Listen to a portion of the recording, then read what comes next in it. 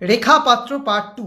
ঠিক আছে, ওই জন্য আমরা বিএসএফ এর ক্যাম্প চাই, যেন ওরা বিএসএফ এর ক্যাম্প স্থায়ী বা আমাদের এখানে পার্মানেন্টলি যেন বিএসএফ এর ক্যাম্প করা হয়।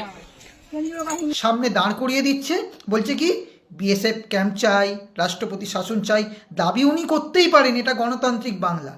কিন্তু অদ্ভুতভাবে সাংবাদিক প্রশ্ন করছেন এই এলাকার নাম কি, উনি যে এলাকায় দাঁড়িয়ে বক্তব্য রাখছেন তিনি বলতে পারছেন না। অর্থাৎ তিনি ওই এলাকার মানুষই নন।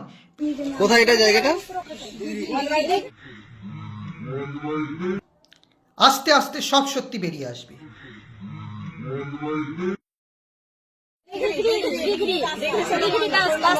পেছনের কিছুজন ভদ্রমহিলা ছিলেন, তারা বলে দিচ্ছে। ভালো করে এই ভিডিওটা দেখলে বুঝতে পারবেন। समझ रहे हो? 16 नंबर वार्ड। আপনার নাম?